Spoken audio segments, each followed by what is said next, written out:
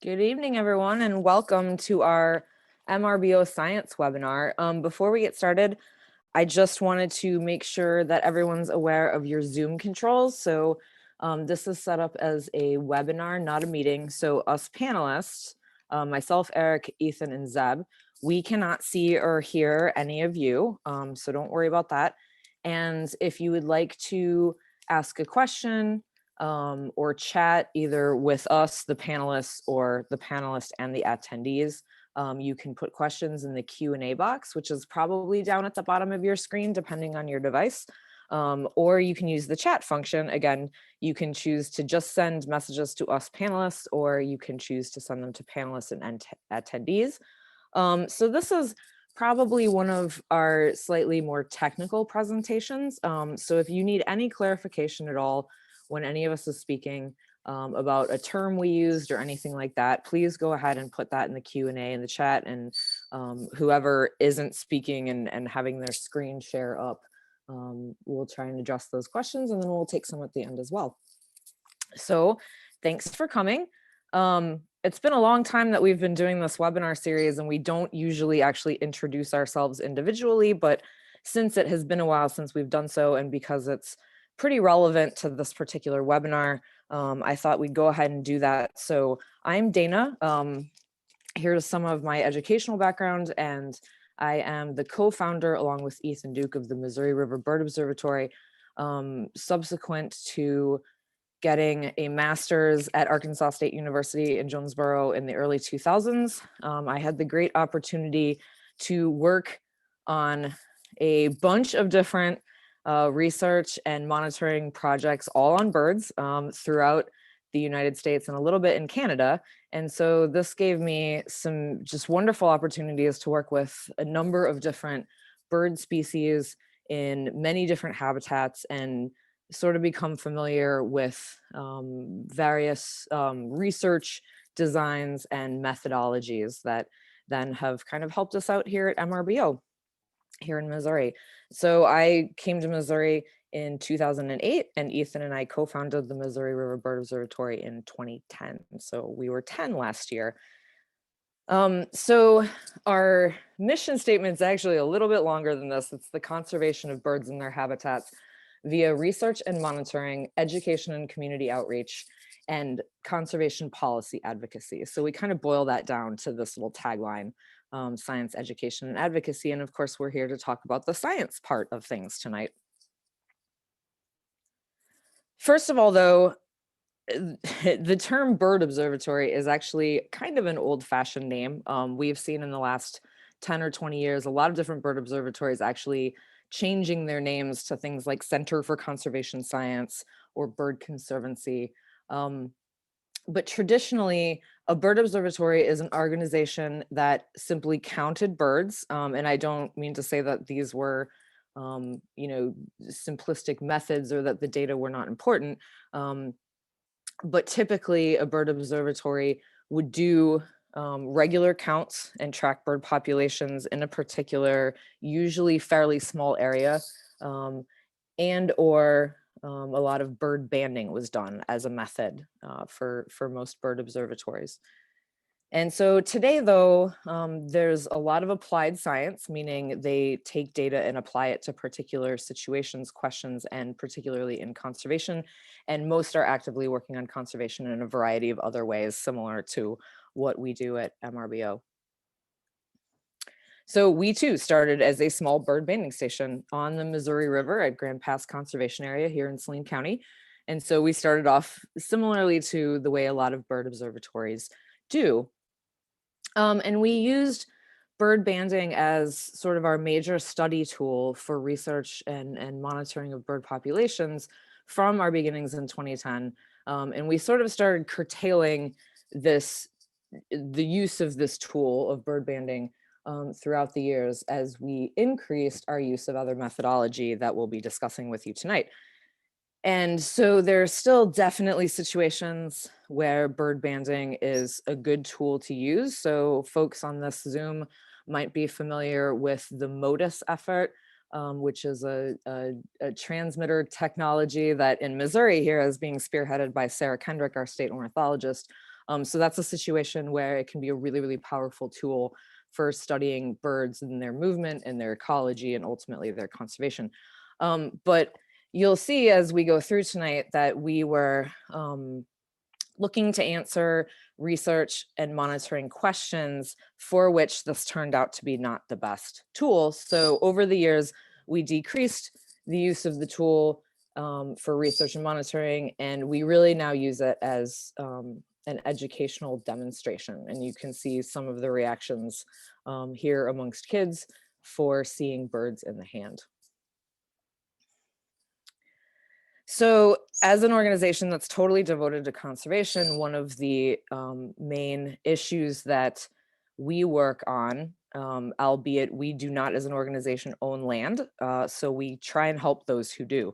So I think most folks that are on here tonight know that we have very little natural habitat remaining. I mean, this is really true throughout the world, but definitely here in Missouri. So we have, for instance, less than 1% of our native tallgrass prairie unplowed left in the state, and we have 15 or less % of our wetland and bottomland forest habitats as well. So basically, whether it's, you know, the Missouri Department of Conservation or Fish and Wildlife Service or private landowners, anyone that's managing habitat is trying to essentially manage and sustain an entire ecosystem on these very small postage stamps of land. So that's a big job. And the land managers that we know constantly strive for success and effectiveness in the way that they manage their land. And our question is kind of how can we help as an organization? So one of the ways is simply counting birds. It's a little bit more complex than that, but essentially that can be a very, very powerful tool for assessing the effects of habitat restoration and management. So birds are good indicator species from an ecological standpoint and are relatively easy to study in comparison to a lot of other different groups of critters. Pardon the Great Pyrenees tail that is zoom bombing. So we also want to keep track of bird populations long-term in the state and a little bit in adjacent states in terms of our most imperiled habitats, such as prairies. And we want to provide these data and the conclusions from these data to land managers in a timely fashion. So over the years, and this is certainly something that everyone that's conducting any kind of scientific research or monitoring project goes through, is what methodology will best suit the question. So if your question is, you know, what are the trends in dickcissel populations in the state of Missouri, or how is our grazing management affecting the nesting success of particular species on particular areas. So when you look to address your question, you're going to have to consider what method, of course, would best address that question. So you have to start there. And then what needs to be covered? So for instance, if I want to know the trends in population of dickcissels in the state of Missouri, I can't really just go down to one of the prairies that's relatively near me and do a couple counts and say that I know the state of dickcissel populations in the state of Missouri, right? So we need to take into account how much ground and what exact target habitat types are we trying to cover. And Zeb and Eric and Ethan will get into that a little bit more. So we also have to know kind of in advance how the data will be analyzed. This is maybe a little bit counterintuitive, but it's pretty important to know your options for statistically analyzing your data so that you can pick an appropriate method that will give you the amount and the type of data that you need to use that method. And Zeb will talk a little bit about the analysis, and I think you'll be able to see why we choose the methods that we do to get these statistics that we're looking for. And then, of course, just like any endeavor in the world, you have to take into consideration funding, staffing, and logistical constraints. And as we go throughout the years on any particular project, we always need to continue to reassess, is there a better way to get these data? So after all of those considerations, we do as an organization have a much bigger scope than we once did. So beginning in 2012 and up to the present, these prairie and wetland surveys that I have highlighted on the left-hand side are what we do on a yearly basis. They change, and we've also done some earlier projects in bottomland forest habitat in Ozark State Parks and over in the Flint Hills of Kansas. So I'm going to ask y'all to kind of think back to probably your 5th or 6th grade science class and think about the scientific method, basically, and experimental design. So we and a lot of others, we talk about research and monitoring, both within the umbrella of science. And so they're a little bit different. So in research, you're collecting your data within an experimental framework. So the ideal is to hold everything constant, except one thing, which we call the treatment, and we manipulate one variable within that treatment. And you'll see an example of that with the nest monitoring project. So in a lab, this can be a lot easier than it is in an ecological system, right? So we attempt to control for everything you can imagine, time of year, making sure that we do our work in the same weather conditions all the time. If we're trying to look at one particular ecological variable that we hypothesize is affecting bird populations or bird nesting success or whatever. But you can imagine that in an ecological system, there are a lot of things that can't be controlled. So an example of that would be having a remnant prairie. It might be 1,000 acres, but it's surrounded by ecologically what we would call hostile habitat. So habitat that birds probably wouldn't use or would be detrimental to them. If we were trying to compare that 1,000-acre remnant prairie with another 1,000-acre remnant prairie that was surrounded itself by a lot of good habitat, that's introducing variables that we can't control. So we try and take all of this into account. So in research, you're going to kind of typically have finite study sites. You're going to go to the same sites and you're going to do your work on those over and over and over again. And it's intended to have an end date, by which I mean like draw conclusions after a time. Monitoring is a little bit different. So we do not try to manipulate conditions. We do often try and track responses to variables, but we are not able to isolate those variables in any way. We just attempt to parse them out. So monitoring is something that's good for kind of any size geography. So that is why a lot of our surveys that you'll hear about tonight that take place all over the state, it's more of a monitoring effort where we're tracking populations on different sites as opposed to being able to manipulate something on a statewide basis. And monitoring is intended to be long-term. So we couldn't survey for 2 years and say the bird populations were great this one year and terrible the next year, and conclude that everything has gone wrong, right? Because there could have been a lot of different variables. There could be weather involved. There could be things on our part that were very different between the 2 years. So in order to really start drawing conclusions about the status of bird populations, you do need to conduct your monitoring for at least several years. And in both of these cases, research and monitoring, the larger the sample size, which is the amount of data collected, the better. So just really briefly, a lot of folks are familiar with the breeding bird survey, the North American Breeding Bird Survey. This is a long-term monitoring effort that was started in 1966. You can see here, this is what their homepage looks like. And in a way, our monitoring projects are somewhat similar to the Breeding Bird Survey, but there are differences. So I wanted to just give this as an example. So this survey is conducted by volunteer scientists throughout North America, and they consist of routes. So each of these dots is a route. The red one is one that happens to be vacant right now, so it does not have a volunteer scientist taking it. But you can see the route length here and sort of the methodology. People stop for 3 minutes and count every bird seen and heard at their 50 stops. And this happens one time during the breeding season. So there's a lot of really good things about this, including the fact that it's done on this enormous geography with volunteers.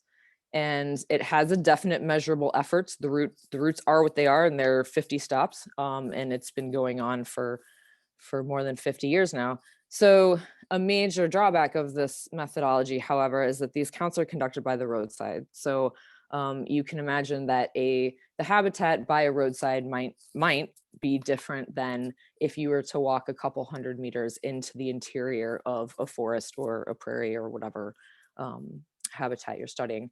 So this is actually a little video, y'all. It's kind of old, but it's pretty illustrative of if you are a surveyor, pretend you're a surveyor and you're going to walk this red line. So this is more what MRBO transects look like. So here's kind of our study design as far as transects are concerned. We have done point counts at sometimes in the past, but we can cover a ton of ground doing this walking method here. So I'm going to start that, I hope. Yep, there we go. So you're walking along in a prairie habitat. I actually think this is in eastern Nebraska, but this is one of our surveys from 2013-ish. So you can see counting birds, and the guys will get into this a little bit more. So major pros, you're actually out in the habitat. And so if there are, not as abundant species that you're trying to study, you're much more likely to detect them. In most cases, when you're out in the habitat, than if you're along a roadside. Like the BBS, it's a measurable effort, which allows us to run stats as it does the BBS. It's set up for long-term monitoring. So the only drawbacks are really that it is more labor intensive. It's not quite as conducive to volunteer involvement because it requires a lot of days in a row over the course of months. So that was monitoring. We also do some work in a research context within an experimental framework that Eric's going to speak to you about. And so some of the benefits to our organization performing these types of science programs in our region is that as an organization, we're really, really cost effective. We don't have geographic boundaries. So in a lot of cases, certainly the agencies, the Department of Conservation, there are biologists that are absolutely capable and trained and knowledgeable about doing some of these things, but they have some constraints that we as an NGO do not have. And again, as an NGO, we're able to kind of get things on the ground really quickly if our partners need them, if land managers need them. Eth's going to be telling you a little bit about the unique technology that he personally developed that MRBO uses that is pretty unusual in the scientific community that's been really, really helpful for accurate data collection. I'm going to take this opportunity to give a shout out to our staff, both permanent and seasonal. As an organization, our whole staff is incredibly dedicated, and some of these things are a lot of work, 7 days a week for weeks and weeks on end. Fairly difficult field conditions sometimes. And so we have that going for us as well. And because we're sort of a multifaceted organization, we're able to take our own data and our experience on the ground and sort of communicate that in more of an education and even advocacy context. And with that,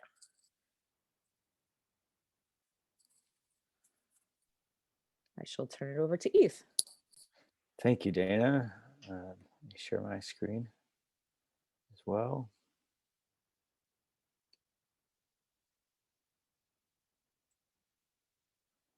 There we go.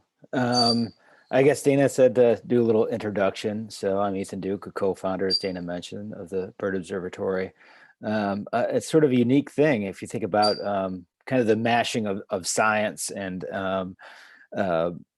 you think about people in the field studying birds or any organisms because they love nature and they want to be out there, and it's often not paired with people that really want to do a lot in technology and spend their time hunkered over a computer and developing things. But I was really fortunate to get my undergraduate degree in upstate New York at SUNY Cobleskill, where I got to learn about databases and a little bit about GIS, geographic information systems and mapping.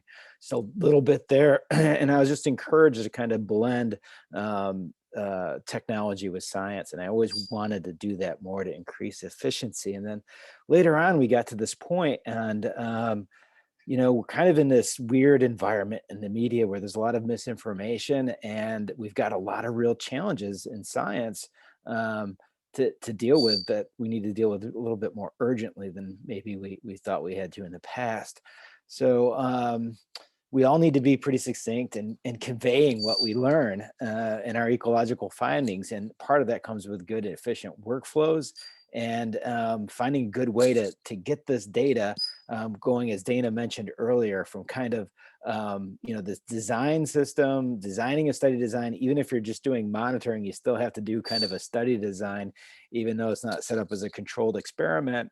And then you have to worry about getting that data in somehow. And Zeb's going to cover a little bit more about the analysis component. But it's just, if you use good innovation, we can provide this robust data and pretty successfully make sense of the data to everybody. So basically, our workflow goes from detecting these birds out there in the field, syncing all that data from all the different observers in the field into one database so that it all comes together, and then it goes out to this analysis. And we do some number crunching. But what really led us to being more innovative was looking at the old ways of doing bird surveys. And, if different questions require different methodologies and different techniques. And the one on the left there, it's hard to see, but that's basically a spot map. So if you wanted to know the territory size of a bunch of birds in a given area, you'd have to make repeat visits out there, maybe up to 8-10 visits to a certain area during the breeding season, and map out where every individual is seen. And after a while, you can sort of determine those territory sizes by doing that. I love that technique. It's fun. I mean, it's like basically a birdathon every day. And I did a bunch of that back in the day when I was in Tennessee. And it always kind of stuck with me. And I always thought it could be useful for other purposes besides territory sizes. And then if you wanted to answer questions about density, then you actually have to use some other sampling method. And so most people use distance, what they call distance surveys. So traditionally, we all did this back in the day. We'd go out in the field with these compasses and we'd walk a transect line, or we'd be at specific points and we'd count the birds for a set amount of time and estimate their distances. But first of all, we're just using compasses mainly back in the day. And then also we were trying to estimate distances, usually without rangefinders. And in some habitats, rangefinders don't even work well in little small birds. And people are just horrible at guesstimating distances. So we decided, let's try to map it out. So we're going to do this the new way. This is like back in 2012. So we got our fancy GPSs out there. Had our transects, we went out and printed data sheets. So this would require probably printing 800 data sheets, right? And then have the typical forms that you would use to indicate the attributes like species, how they were detected, what sex they are, and we'd write down their distance or whatnot to later go into analyses. And on these little maps, we'd actually say, okay, we're going to chart exactly where those birds were. And there's different codes and things that you'd use, but basically you'd end up with a pile of data sheets at the end of the day. And then technicians would be wanting to, I don't know what, to us after they had to do 4 hours of data entry, plotting these into some sort of GIS program like Google Earth. I usually could calm them down a little bit about it by saying I had to do all the study design in Google Earth and draw all these grids out. And that was before the early GIS days, so they didn't completely form a mutiny. But that requires a lot of data entry. But once we had that in there, we're like, wow, this could be some really powerful stuff. This is the kind of the power of mapping. And then we decided, well, we aren't going to do that. Let's find some other applications. So we found some other applications, and we finally found a way to code a third-party app and start mapping these with iPads. The data didn't all sync in a little database like we wanted and everything, but we were able to do that post-processing, and we ended up saving a lot of data entry time. But these things are GPS enabled, so you always know where you are. You have the aerial imagery that's downloaded offline, and so you have this a little bit more accuracy out there in the field, and you have a customized data entry system. And the best thing is it's backed up to the cloud, so you're not going to be losing the data. And of course, as I mentioned, you can download the maps offline, so you don't have to worry about Wi-Fi out there. I thought I would just take a real quick moment here to share with you in kind of real time what it looks like from the iPad kind of point of view. I'll turn on my screen mirror.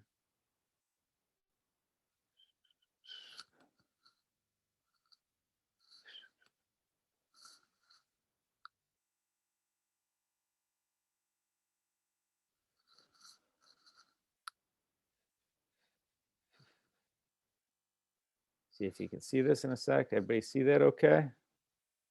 How's that look? Good.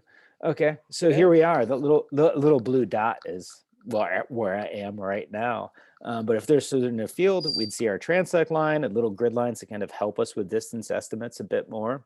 And if you saw a bird out there someplace, you just click add data to add this bird. And you can see our list of kind of the guilds on the left-hand side there and other attributes and notes that we can make in the field. And say we saw a common target species, and then the drop-down list comes up, and there's our bird species. We can say, oh, we saw an eastern towhee, and we can just sort of mark wherever we saw that eastern towhee, drop it there, and enter. Go ahead and add the point and enter the data. That's a lot easier than this kind of writing down all the attributes and everything. So that's how that sort of works. And then once you're done for the day, you can actually go back and turn on my presentation back again. You just hit sync, and all your data is synced. Sunk.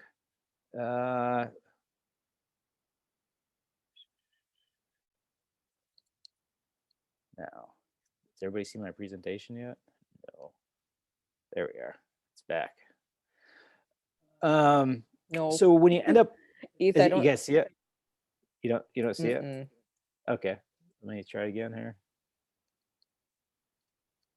It looks like it still wants to screen mirror.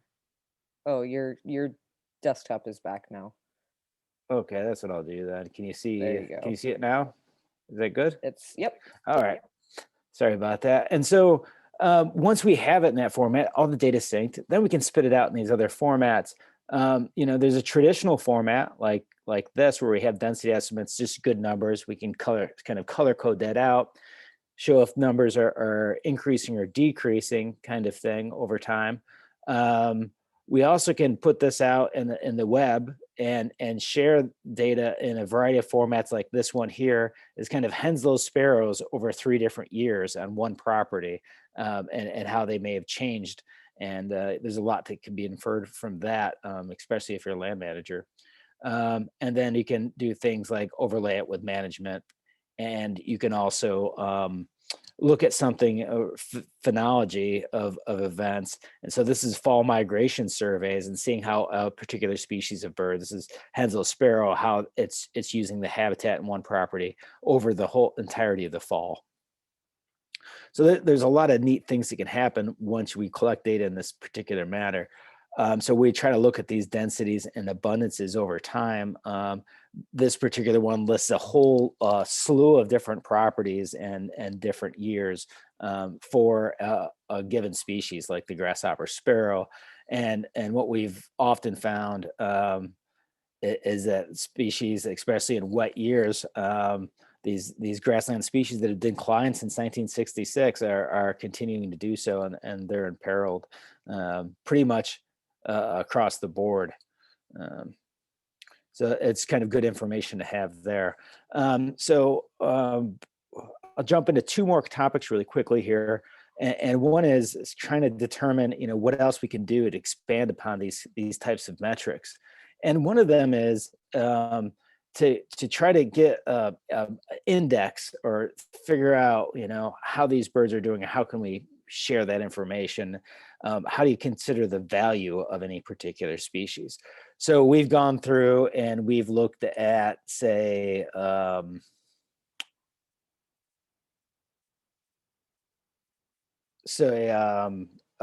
greater prairie chicken, and we've assessed, okay, what are its threats to its habitat? How's it doing trend wise? Any species like this, threats on wintering grounds, and we come up with a conservation value score. Now, Partners in Flight International Group actually does this, and we kind of modify it at the state level. Here's some old scores, but this is just an exercise in math to show you how you can ascribe a value. So there's a high value male. There is a prairie chicken, which are almost extirpated in the state. But doing the math, what we do is we determine the densities. We get the conservation value. Then we determine the density through that distance analysis I was talking about. If you multiply those two, and then you say throw in a diversity metric, and you multiply that in there. And diversity is there's a couple different ways to measure that. We use the Brilliant Index or Shannon-Weiner, which most people are familiar with. And then we end up with the conservation value. So that's for that particular site. So we have a metric. It's kind of a community health index for birds, and our bird friendliness score is our end goal. We usually compare the best site any year to the others. And so each site is a percentage of that best site. So that's how we come up with a kind of a easy meter to go by. And to go a little bit more into the bird friendliness index is kind of conceptualize a little bit better. You can look at any of these properties here, say Niawathi Conservation Area, and you'll see that these colors represent the different bird species and the densities of them. So if you have a bunch of different bird species with high densities, that little line going up through represents that bird friendliness score. So that kind of make a little bit more sense to people. So let's take this one final step further, and kind of think about this, how this mapped data can be used, as it is quite unique, and what can go further with it. Traditional data outputs plus this stuff. So we can do all the stuff we could traditionally do, and then use the map data at a kind of a granular resolution. And then we can also use it in different scales and kind of look at the landscape. And so if you think about a landscape, any area around these postage stamps that Dana was talking about earlier, there's going to be influences like the size of that postage stamp, the proximate influences right there, maybe the roads or highways, something like that, larger scale influences. And those things can really range, but a lot of times we think about hostile landscapes, the things that really we know are detrimental to birds in any one of those postage stamps. And so if you have, say, an area like one of our great grassland areas in the state, which is a priority for the state, called the Upper Osage. Over the last, since 2007, they've lost 20,000 acres of that grassland in that area. And you can sort of see that in this bar chart here. Each year it's kind of gone down. A lot of that was powered by renewable fuel standard, and really highly subsidized corn and soy. As you can see, that's pretty much what has replaced that grasslands there, not as opposed to human development and things like that. It's more just sort of the subsidized row cropping. Hostile landscape for sure for birds. As you can see, I mean, these birds have been tanking since the 60s, but as this available landscape and hostile landscape becomes more encroaching, you can see here's two areas within the Upper Osage geography, Taborville and Wakanta. And you can see it, the meadowlarks are still trying to hold on, but they're kind of at the these are some of the best sites out there for them, but they still have shown some declines over time. And so you take these concepts and you apply it to kind of a map data and a map landscape. And what you see here is this is a map based on remote sensing. And the folks that did this, Philip Hambury created this map. And what they were able to do is kind of determine where cool season and warm season grasses are. So cool season grasses are things like fescue that's really not great for quail or grassland birds in general. It's kind of a thick matted monoculture. And what you really want is native warm season grasses predominantly, but there's native cool season grasses too, but you want more of clump grasses. This map, this technology they use, they're able to determine these red areas here happen to be some well-run conservation areas, have some great native warm season grasses in them, and these bluer areas are the cool season grasses. So if we're able to kind of know or predict in some way, what the densities of these bird species are going to be in these particular, given the known habitat, the landscape, the patch size, and all that, we could assess that the habitat remotely, like this map, and theoretically we could actually prioritize areas where we get the most bang for our buck in grassland restoration. So that's another way to look at kind of the spatial data set and reuse that data and retool it to build predictive models to make wise decisions going forward. So here's another closer view of Wakanta, and if you think about it, where would be the best spot to add habitat? Well, they actually just did add a little area up here, which is going to be increased into the red. So that would be really great. Or is that Taborville here?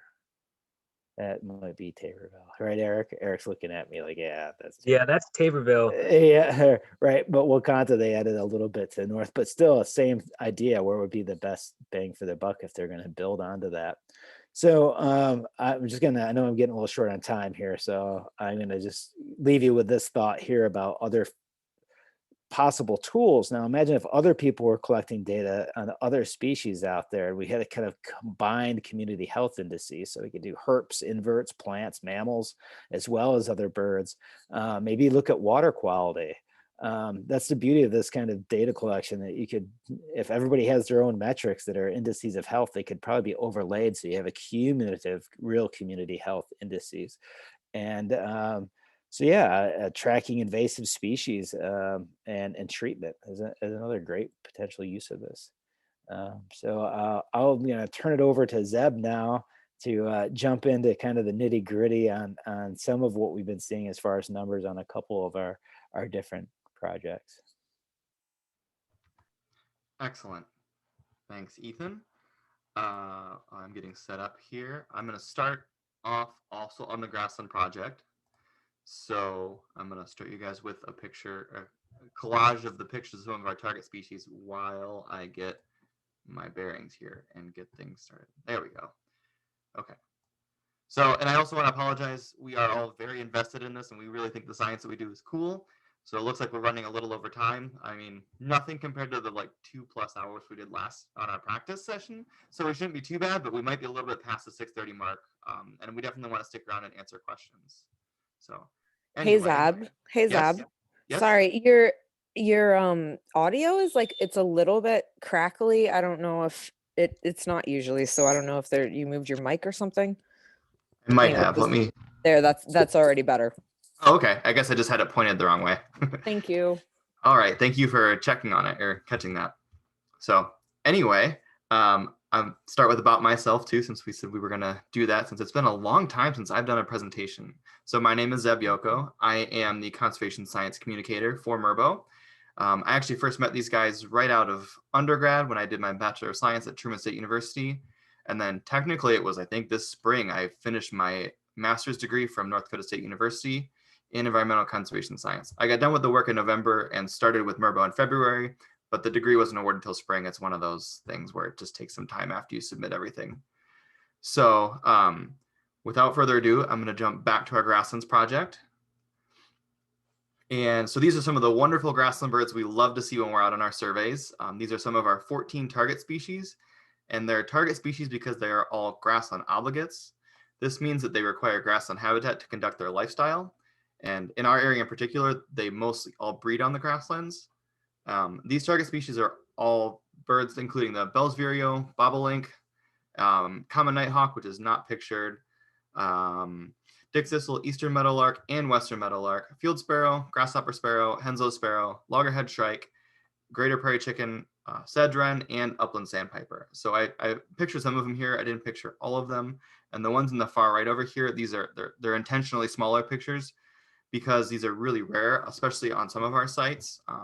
And most importantly, not all of the grasslands are alike. So these birds are going to be in different numbers on each site. In particular, the bobolink is more in the northern parts of our state, and then the greater prairie chicken is just in a few select areas of even just a few properties. Okay, so back to our study design. Ethan already mentioned how our data is available in Esri and the web maps and how we collect our data. And so again, we enter all of our stuff directly in GIS software from the field, which is awesome as a data collector. You don't have to do paper data sheets or redo your work. So we do this, and then we establish these density numbers, and we publish that in our reports at the end of the year, which I will link to in our chat. But I'm going to go more in depth into the distance sampling, which is what I had shared in the chat a little bit ago. And so distance sampling is done on our transects, as Dana showed in her video, how we are walking along the center line here. And distance sampling is really common in these estimating this density and doing these density estimates, but it's really kind of in depth in the weeds here. So bear with me if it's above your understanding. I totally get that. We're kind of shooting for a general audience, so we want to try and reach everybody, but it might be over your head or it might be way below what you need to know. So just try and keep up, and if you have any questions, feel free to add them into the chat. So distance sampling is the widely used methodology for estimating animal density or abundance. To explain a little more how it works, this is one of the bar graphs from the program that we use. The blue bars in this graph represent the frequency of birds detected against the distance from the observer. So the distance from the observer is down at the bottom here, and the number of birds detected is the height of these bar graphs. So this is kind of abstract. I'm going to try and simplify it on this next slide here a little bit, try and give a better reference for what it looks like. So say we have our observer walking down the center of our transect. So the red line on the satellite images, I'm going to use purple here so we don't overlap colors. So we're walking in the center line here, and then each side of this is each of our grid lines from where our center line is. So the blue bars again represent the frequency of bird detections against the distance from the observer. And you can see there are fewer birds that are detected the further away they are, further away from the center of our transect where we are walking. And in fact, my number's a little bit cut off here, but you're less than half as likely to detect a bird at the very edge of our transects, or of our grid, as you are right towards the center of our transect, right where we're walking. And this is a probability metric that we can estimate. So the red line is a probability function that we can use to actually estimate how many birds are out there given what we see and where we see it. So, and for the really nerds out there, the red line, our detection function, our probability curve, is typically either a half normal or a hazard rate function curve. So that's a fun fact there. And then, so this tells us the probability of detecting a bird the further away from you that it occurs. So again, it tries to give us a better picture of what we see and how many birds are actually out there given what we do see and where we see them in our grid lines. And so rather than showing these tables of numbers back to back, and again, I will say that they're really easy, they're much more easy to interpret in our reports. I'm going to show what these look like densities over time.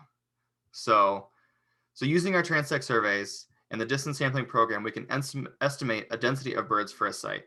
So I'm showing here a few of the species and densities for one of our sites, and this is actually just Wakanta Prairie. And if you aren't sure why I randomly picked that one, check out our webinars in the past. Wakanta is one of our favorite areas, and we love to go visit there, and it's a really high quality grassland site.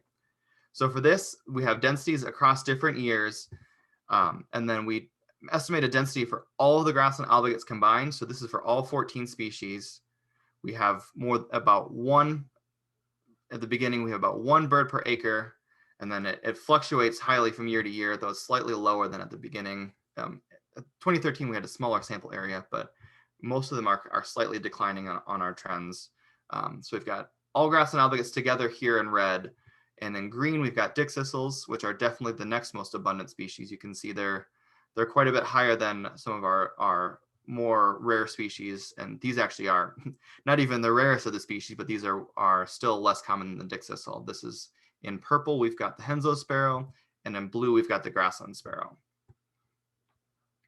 So these numbers seem really small and they're kind of abstract. You go from 0.75 to 1.6, or you go from 0.4 to 0.6. So what does that actually mean? Well, and this is still a rough number, but these are statistically framed. So if we're looking at a density of 0.75 birds per acre, and Wakanta is about 3,000 acres, we're looking at 2,300 grassland birds total across the whole property, if it was all prairie. It's not quite all prairie, and I think that number might be high. It might count their addition, the properties they just acquired.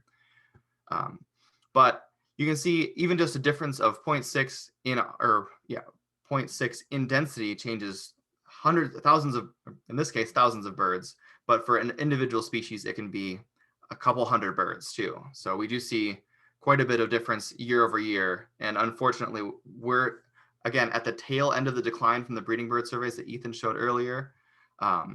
But we do see high fluctuations, and in general, our trends are unfortunately declines for grassland birds over time, even at one of our best sites like this at Wakanta Prairie. And then I'm going to jump next to our other metric in the grassland sites, and this is our diversity index. So density isn't the only score we give properties each year. We also look at their diversity index. And diversity index is a mathematical expression that combines species richness and evenness as a measure of diversity. There are different indices, as Ethan mentioned. We use the Brillouin index, and this is because species differ in capture rates, or the likelihood that we're going to see a bird is different for species. For example, we're more likely to see each bobwhite or each meadowlark than we are to see every little Henslow sparrow, grasshopper sparrow that's running around under the grass trying to hide from us. So we try and account for that using this specific index. And then since the reason I've been off of the webinars is we've been doing our report writing lately. So I've been buried in coming up with these graphs and analyzing this data. Our Brillouin index, this is for 2020 right here. Actually, High Lonesome Prairie had the highest diversity index this year. But again, that's only one of the metrics. And Wakanta was really close behind it for a high diversity index in 2020. But we take in the density of birds times their conservation rank and times this diversity index to give an overall bird friendliness score. And for 2020, our data showed that Shelton Conservation Area actually had the highest bird friendliness score. And Wakanta is not far behind. There's quite a few of them that are pretty similar here with a high bird friendliness score, and then some of them that have really low scores. But a lot of those are, there's too few birds even to calculate densities, or they don't have as many different species, so their scores are lowered that way. And again, I want to make sure that I highlight that a lot of this data is discussed more in depth in our reports, and you'll be able to see more about it there. Okay, so I'm going to pivot now to our wetland bird surveys. Our wetland project surveys properties that are enrolled in the Conservation Reserve Easement Program, and they're scattered all throughout the state. We cover approximately a couple hundred acres every year. No, it's not quite. No. We cover.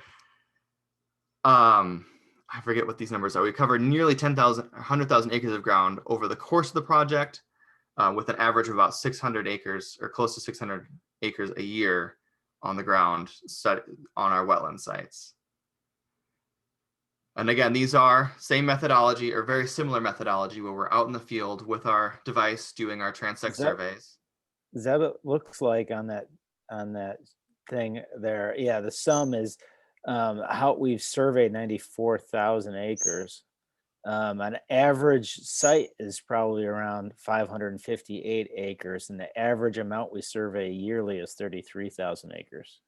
Thank you, Ethan. Yeah. I was rushing over my stuff and I hadn't looked at the slide for a little while. So that makes much more sense, how you could get to 100,000 over just a few years. So about 30,000 acres, 33,000 acres covered per year, average site being 600 acres or under 600 acres. Thank you for the clarification. Okay, so again, these sites are Wetland Reserve Easement Program, so there's several different acronyms that they use for this. It's WRP, WREP, ACEP. These are all private lands that are enrolled in conservation programs with the Natural Resource Conservation Service, or NRCS. And then we do a subset or a smaller group than the full list each year. And we visit them twice. So we visit them at the end of migration and towards the breeding season from April to June. And if you recall back to Dana's thing, we talked about monitoring versus experimental surveys. These are monitoring surveys at this point, not experimental, and I'm going to say yet, because we are working on trying to come up with some really good experimental data, or really different conclusions than just the count of birds at each site each year, which is what we tend to report. Okay. And I want to make a note too that these can be weather dependent. The wetlands are planned we try and do them twice a year, but wetlands function as a sponge during heavy rain events and can be inaccessible during severe flood times. So we try and get there, but when we're in the spring, when the rain is coming down, it can be hard to get every site every time. But that's kind of the idea of the wetlands, is to absorb that water. So on our wetland surveys, wetlands are more diverse in the grasslands in particular, when it comes to birds especially. So we split things typically into guilds, which is a subclass or ecological categorization of similar behavior and related birds. So we go with waterfowl, which is ducks and geese. Marsh birds, most of them are secretive marsh birds like this bittern or the sora.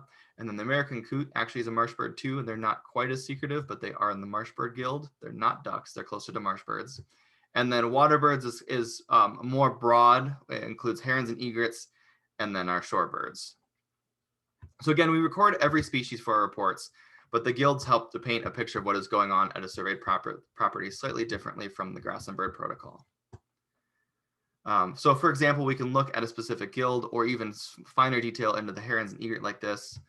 Because this is a cooperative project with the NRCS, MDC, and landowners, we report what we see in a few different ways, usually counts per site, or count by region. The NRCS divides the state of Missouri into 4 separate regions, or in groups of birds like this. So this graph actually comes from a report I wrote up for the NRCS for a mailing to all their landowners earlier this year. And this is over the course of our entire wetland project, how many of these different groups of herons and cranes we've seen, with great egret leading the way with over 1,500 detections across our 5 years. And then because my education background, I spent a lot of time in R. I like to make lots of graphs that present our data in more intelligible ways than sometimes just these massive tables that are hard to interpret. So I think bar graphs are one of the best ways personally to present some of our data. So I couldn't help but include a couple more of them for this presentation. So this is a collection of bar graphs, again from the Wetlands Project, that shows the number of birds of a species we have seen, again, over the 5 years of the project from 2015 to 2019. And then, so for bar graphs, where the end of the bar is the count for that species. So for example, we've seen about 1,500 green-winged teal over the course of a species, or over the course of our surveys. It's important, I should note too, these are all labeled by their AOU 4-letter alpha codes. So 4-letter alpha codes are a standard abbreviation for a bird species designated by the American Ornithologists Union. So if you're not familiar with those, AOU 4-letter code, if you Google that, it should probably pop up right away with bird species. But they're just a standard way of presenting our bird species, so we can cram a bunch of stuff onto one onto one table. So and then still people that study birds can interpret it, and a lot of birders know these codes as well. One last thing, we can look at the count of birds at the guild level, or of a target guild by year. And for this, the width of a color is the number of birds in that guild detected in a year. So it looks like 2018 was a really good year for all of the guilds, but in particular the waterfowl, for example. Okay, last thing I want to say, and again, I guess I got 2 things yet. Sorry, getting ahead of myself. Make sure you check out our website for all of our reports in the past. We do have public info for most of these sites, or we have public report versions of the reports, but because these are private lands, we don't go into as much detail and we don't share everything because there's all sorts of rules on sharing private data, especially with where things are located. We don't want to show people's private property. And then I did want to hint at and pass off to Eric what we're doing going forward with these. We want to look at some more in-depth information we can get from our wetland surveys, like if different guilds of birds prefer different water depths, or if we can associate our detections with elevation to get water levels to apply management suggestions going forward. So this graph was generated by Eric, and it shows different waterfowl, or the count of waterfowl in the depth that they occur. And this is for dabbling ducks. So these are the ones that will just, you know, dip their heads forward to forage in the marsh at the bottom of the water levels. And most of these birds are found in fairly shallow water, which makes sense. They have to be able to reach the bottom to successfully forage. So this is kind of a preview of what we have coming up, hopefully. And I wanted to make sure that Eric got credit for this one, and I'm going to pass it off to Eric, so I wouldn't forget to do that. So go ahead. Thanks, Zeb. Appreciate that. All right. And I just put it in the chat to everybody that graph was in feet. So I didn't have it labeled on there. Oh, good. I couldn't remember if it was feet or meters, so that's good. Good to clarify. All right. So a little bit about me. So my name is Eric Ost, and I was raised in Northern Virginia. I graduated with a BS in organismal biology in 2015 down in Southeast Virginia. I worked in environmental stewardship for some time before working for MRBO, and then after some seasonal work, I volunteered on a blue-throated macaw project down in Bolivia. If you saw the Birds of South America webinar, then you got a little taste of that. And then became full-time employee with MRBO in 2018, and now I'm finishing up my master's degree in GIS with Northwest Missouri State University. Go Bearcats! So I just am going to go over the Grassland Bird Nest Monitoring Project, and then the fall migration surveys and some of the data and information that we can pull out from it. So I just wanted to start out with a pretty slide here. So these are some of the bird nests that I've found over my career with MRBO. So kind of going in a clockwise fashion. From the top left, there's Bellsvirio fledgling, then Eastern Meadowlark young, then goldfinch nest with a cowbird egg. Then the top right, there's this is upland sandpiper nest. Then bottom right, camouflage on the eggs there, that's a common nighthawk nest. Upland sandpiper and common nighthawk nests, they do not nest on our nest sites that we're conducting the study on, but they can be found in Missouri. And so then bobwhite nest right down here. And then this gnatcatcher nest is not a grassland bird, but you know, sometimes there's just other species that'll be out there and you just don't expect to find it. But you know, it's actually fun. I found another one today. And then Dixisol young there in the bottom left. So background with the Nest project. So starting in 2016, MRBO has been contributing to a long-term study on the effects of patch burning and grazing on prairie biota. This is led by MDC's Resource Science Division. So MRBO's role is essentially to assess nest survival of grassland obligate species on two different unit types. There's a control unit, which has a third of its area burned each year, so that in 3 years, the entire unit has been burned, the entire area. And then the treatment unit has the same burning procedure as the control, but also has the addition of cattle. So pictured on the right are some cattle there on the prairie.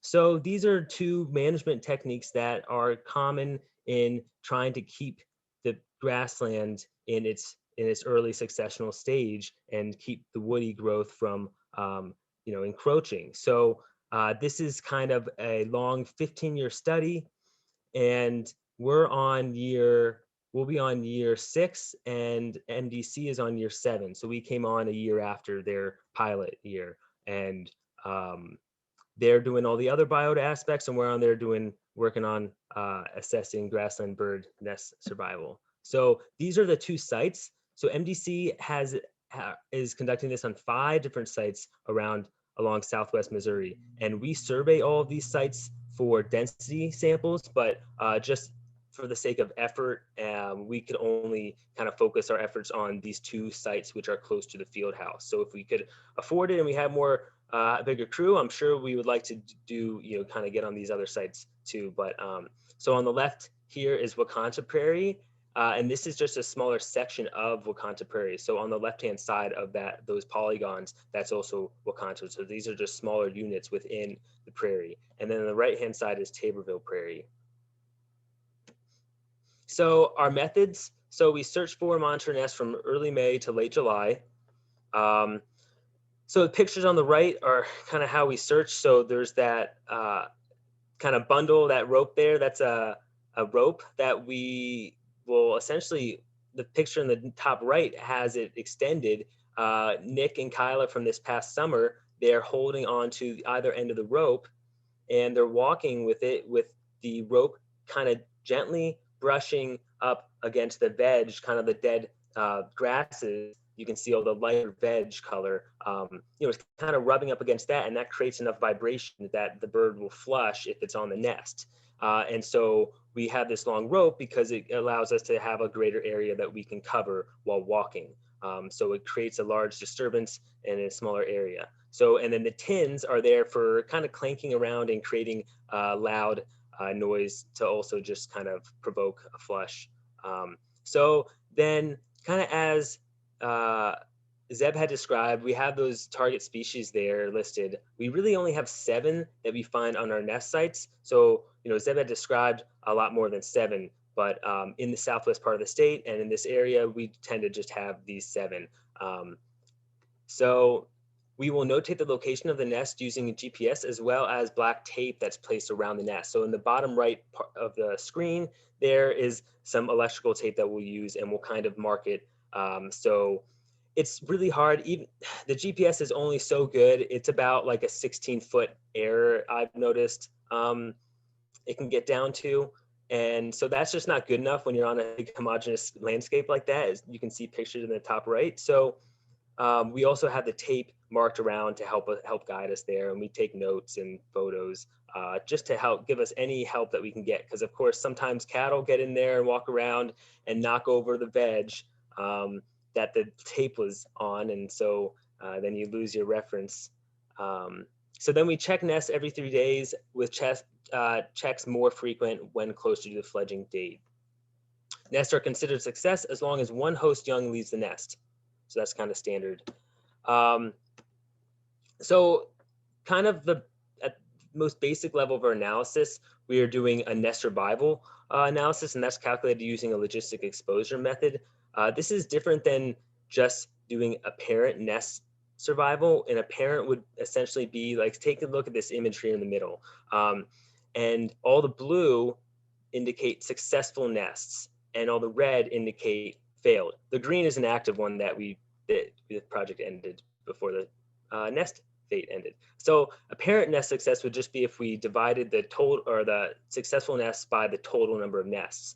But that's just not as accurate. It's a little bit of a exaggerated, overhyped nest survival rate. So there's a logistic exposure method that tends to be a method that people are using in the 21st century more, and this kind of takes in consideration kind of exposure time of the nest. And so it's hard to explain this really in a concise way, but the longer the nest is exposed and the longer the nest is alive, the shorter amount of time it has to fledge. So each day is another day. Each day it survives is another day that it can check off its list, and it's closer to fledging. So it kind of takes in consideration exposure time. So it's kind of hard to explain, but if you want to know more information, I can get into more details. So additional kind of analysis that we're getting into is cowbird parasitism rates, nest survival in relation to woody edge, nest initiation dates. And then I just wanted to go over on the right-hand side here. These are our detailed descriptions of our nest fates. So we have 25 nest fate classifications. You know, a lot of them, you know, we have ultimate nest fates, which they're essentially, is it a success or a failure? But we prefer to have more and more, as much data as we can. So it's good to know, you know, was this abandoned with cowbird eggs, or was this abandoned during construction? Or, you know, did it look like a mammal kind of predated it? Or was it a snake? So these are all good things that we might as well be collecting, and over time we can kind of learn more about what are the real causes of these failures of nests. So now to get into some more nitty gritty of the data, this first graph up in the top, this shows total number of target species nests found by year. So we have our 7 target species there, and then within each target species, there's you know, a kind of a column for each year. Some things to note is over time we started searching in both areas rather than alternating. So in 2019 we started searching in both areas, and it just allowed us more area and more nests, more potential nests. So we found more, and then in 2020 with COVID, we ended up focusing more on the nest project and solely target species. In the past, prior to 2020, we also monitored non-target species, and there's a lot out there too. So this made it tougher, but also it made us focus more on finding target species. Something to point out is if you're noticing inconsistencies in this graph, dick thistles have low numbers in 2017 and 2019. That is because in 2017, we did not search at Taborville. We searched at Wakanta only, and Taborville just has a crazy, absurd, unproportional amount of high amount of dick thistles compared to Wakanta within the search area.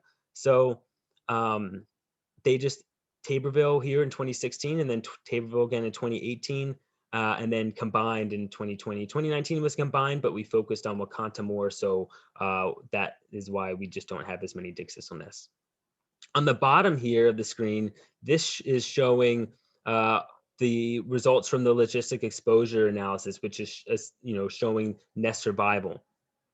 So some key things to look at here is, so on the left-hand side, you have Bellsvirio, like all the species, then it's broken up by sample size. So that's how many nests were kind of had valid data that we could incorporate it into this analysis. So a lot of the nests, we have a lot more nests in this, but some of them just are thrown out for various reasons and inconsistencies. And so to keep this kind of robust or the integrity high, we have picked out some of the data to make it better. And so here you can look at sample size, then daily survival. That's how the chance of it surviving every day.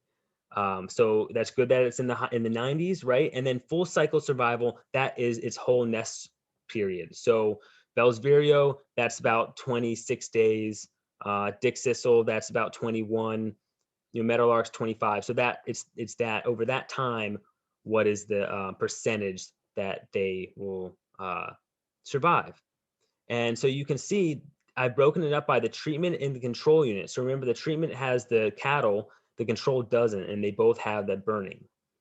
And you can see that Bellsvirio had a higher success rate in the control, and just about all the species had a little bit, you know, higher success rate in the control. When you look at, you know, numbers here, dick thistle 18.2 in the treatment, and the control 19.6. So overall, control in the target species kind of had higher success rates in the control. One thing to point out, the field sparrow was the only one that kind of stood out from that trend, in that they had a higher success rate in the treatment. But just kind of get an idea of our success rates in general. They're all kind of low, right? In the 20s and high teens. Field sparrows have our lowest success rates, 15%. Bellsvirio, our highest, 36.7. But you know, this doesn't necessarily mean that the cattle is not good for the nesting birds there, because in my experience, the cattle stocking rate is particularly low to really have a really kind of a substantial effect. And additionally, there's other aspects, like we had more nests in the treatment area. So the control had, about 60 less that could be incorporated in this. And overall, the treatment areas tended to have just more nests. It could be that the cattle were creating more paths and making it easier for us to navigate searching. So there are a lot of variables at play, and it's a small percentage, and we need more data, of course. But it is interesting to see this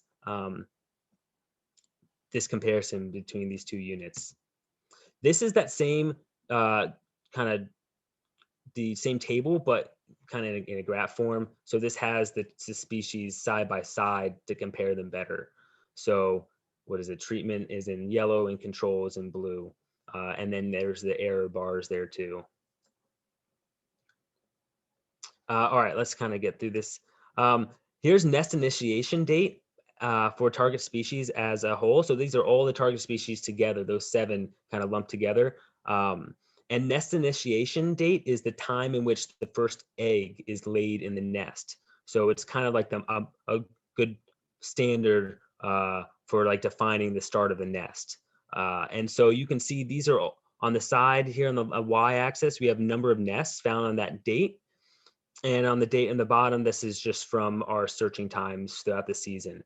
And so you can see here, we have a peak of nesting activity kind of late May. And then as all of them are nesting, right, it naturally will go down. And look at that, about 20 days, 22 days, right when they tend to finish their nesting cycle, it starts to go back up. And there's another peak in early July.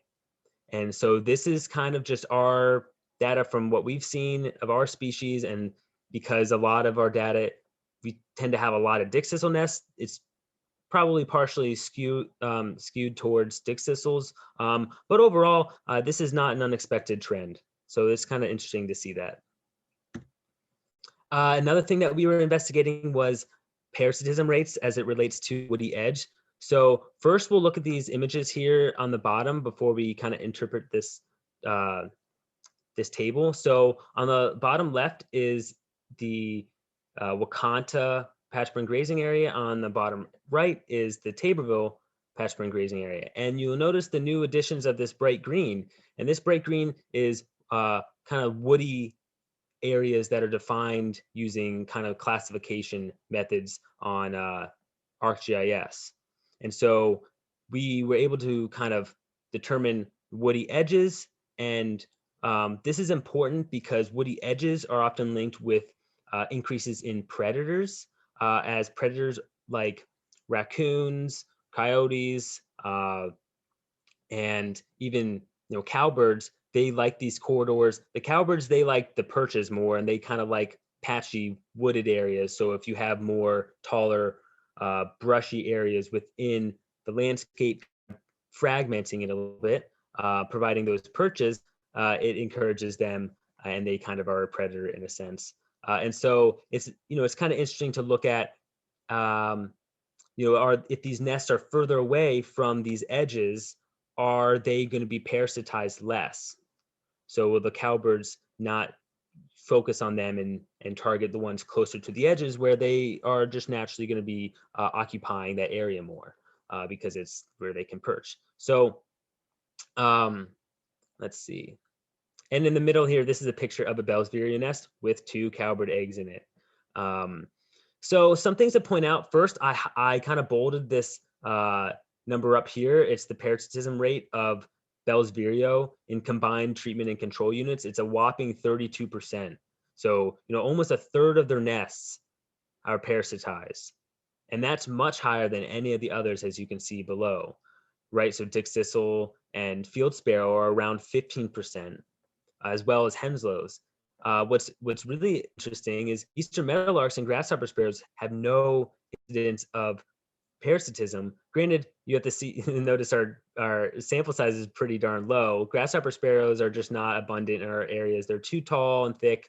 The one area, this is just from the same unit, like kind of this Wakanta treatment area always has just 2 pairs there. So, but still though, 6 nests and 6 for 6 not parasitized. And how about Eastern Meadowlarks? 29 nests and none of them parasitized. And those have a record of being parasitized. So it's interesting to see that ours here that we've monitored has not. But essentially what the meat of this table is showing is that for the most part, these birds are faring better further away from the nest. They're not getting parasitized when they're further away from the nest. So no is if they were parasitized. So that nest was not parasitized. There's average distance to nest. So that's the average distance of all these 71 nests. The average distance is 83. And then of the parasitized nests, the 32 parasitized, their average distance to the edge was 66 meters. So you can see, 50, whatever that's 17 meters away difference, a lot more birds were not parasitized at that greater distance. So that kind of is the trend for most of these species, except for dickcissels.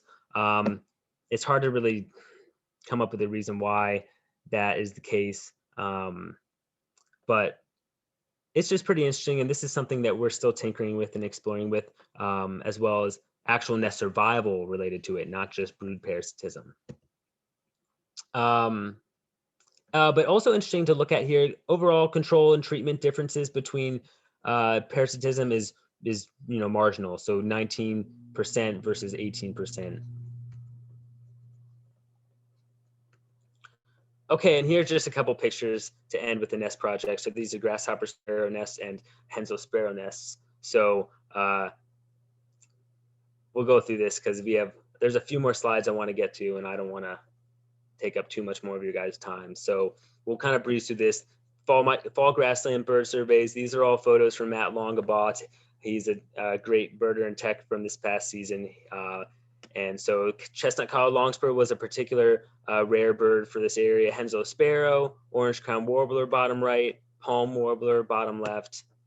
So our fall surveys, we've been conducting these fall surveys here in the southwest part in the upper Osage area since 2016, focused on Wakanta Prairie and Linscomb Prairie. We conduct about 10 complete surveys of these properties during the fall. We've had about 160,000 detections that have been recorded from 202 species.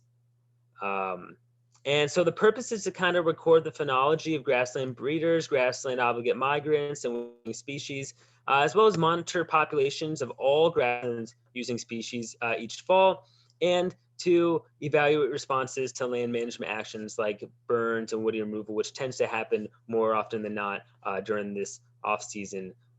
So fall is during that off season. So oftentimes there's a lot of structural changes. Pictured here, common yellow throat male and a spotted towhee. Spotted towhee is kind of uncommon for this area. This is the area. Ethan kind of showed this area as part of the upper Osage. You might recognize these red boundaries, but here's Wakanta in the left, kind of center left, and then Linscomb in the top right. I threw in Monogot Prairie because in 2018 we had 3 technicians surveying instead of 2. So we threw in that extra site there, Monogot Prairie. But every other year, 2016 through 2020, it's been 2 technicians, and we focused on just Wakanta and Linscomb.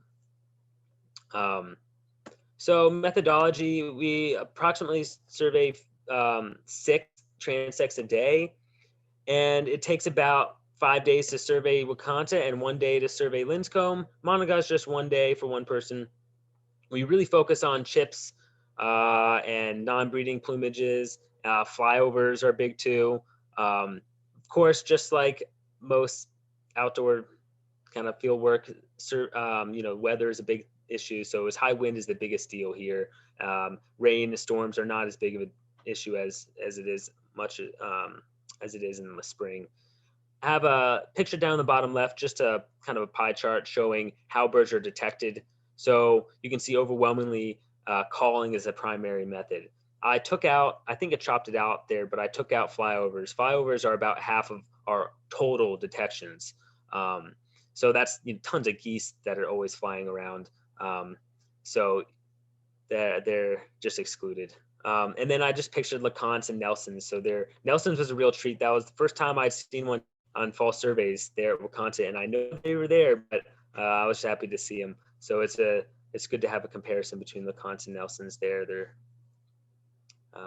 striking pretty similar, but the tones are striking. So, all right. Some interesting numbers I wanted to show. This is just over time, some grassland birds I wanted to highlight. I highlighted, or I put the highest number of the species in bold for that year. So whatever year that species has the highest, I bolded it. So, that also helps show, you can see kind of trends in, decreases and increases. Basically, the biggest thing I wanted to show was bob whites. Look at that bob white increase, 875.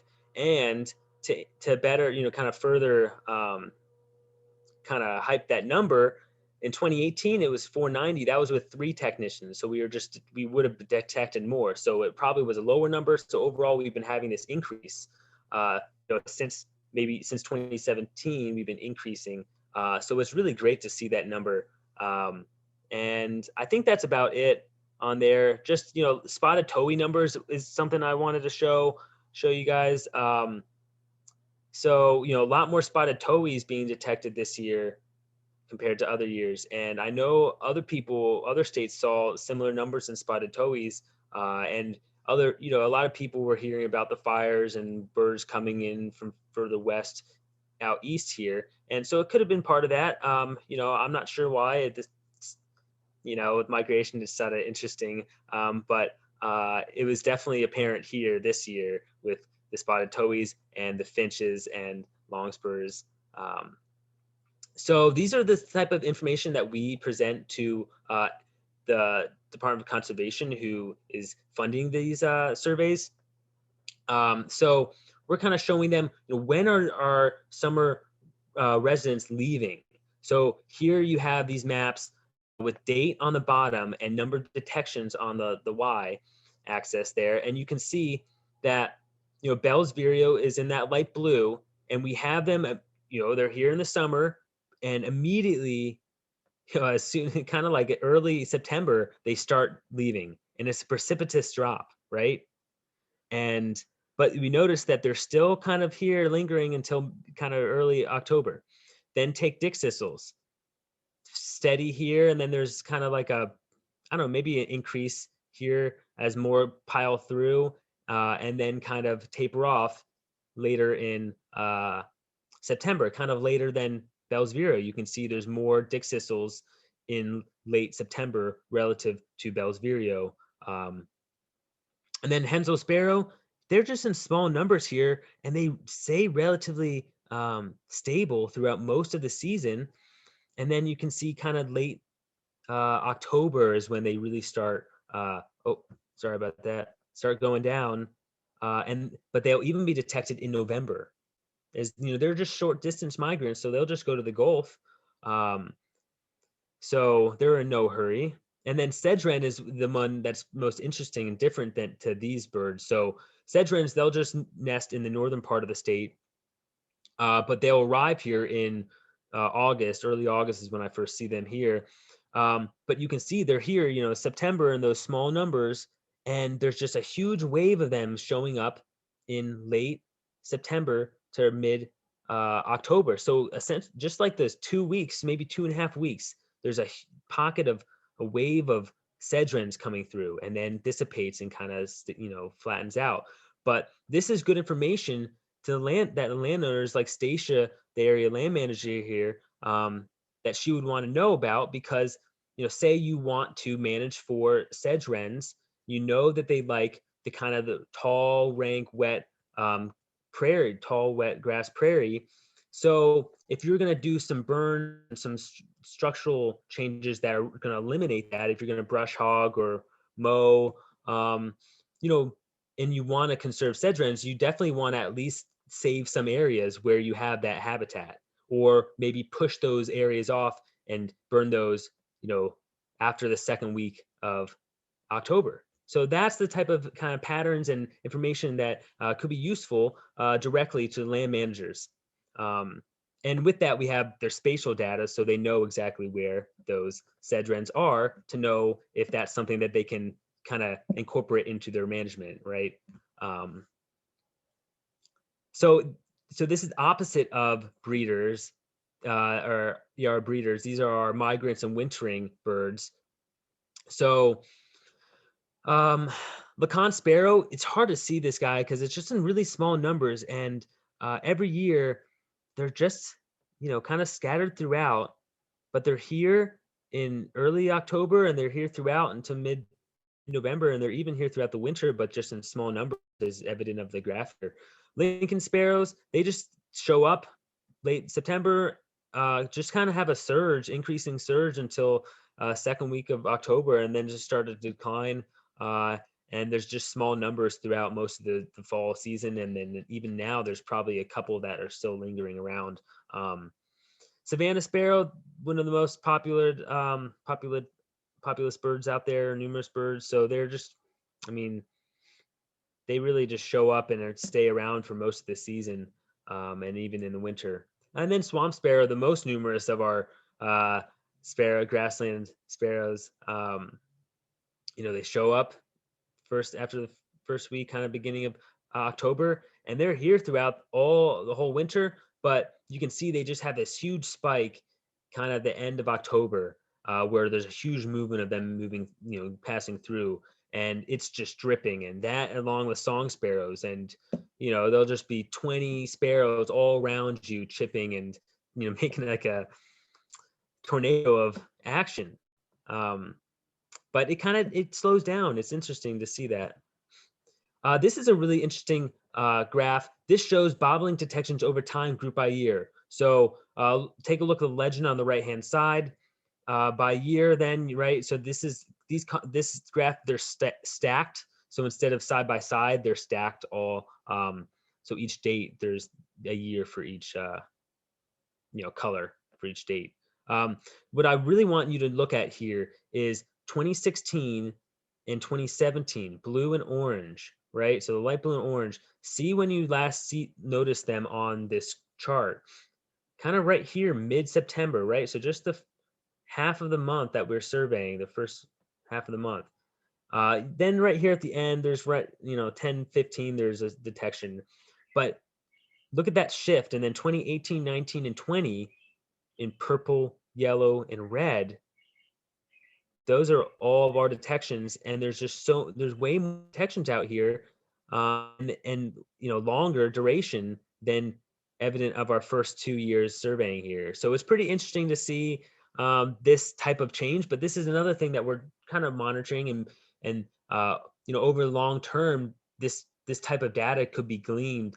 You know, how is climate change having effect on these birds, or is it weather patterns, or you don't really know. It's hard to say, but just seeing that type of, you know, contrast between when bobolinks were detected here, who knows, like maybe the management practices were changing and there was just a lot more habitat conducive to bobolinks. It's hard to say, but just interesting. And that's it. I know we held you 30 minutes more. Questions, thoughts, seeds from my swamp sparrow friend. I like the seeds. I know that we Yes, had that's- somebody email us some questions early on. Do you think we got to those questions? One thing I was going to suggest is, and thanks for everybody for sticking with us here. You can tell that we were all super excited about and invested in this particular one, because we actually don't get to talk about this part of our work all that much. I think that I'm going to suggest that we take all of any unanswered questions that are in the chat or Q&A or that we've gotten by email and put them all together in a follow-up email and send them to everyone along with any pertinent links and the recording as well, so that they can still get the answers, but we can let folks go since we're over time. Does that sound okay? All right. Thank you so much, everyone. And expect a follow-up email from Team MRBO within just a couple days with all of the questions answered. Great. I see Tim on there and he emailed earlier. So he said thanks. And so We'll hopefully we answered definitely his look at question. your questions. Yep. Yeah, cool. And I just dropped our email in there. If you have any further questions, feel free to send them to us and we will get them answered before we send out any more feedback. Or you can email any of us individually too. We'll all discuss and come up with some answers for you guys. Great. I'm Thanks, guys. copying and pasting everything from the chat and the Q&A so that we have it. So thanks, everybody. Have a great evening. Thank you. Thanks, MRBO guys. Thanks, everyone.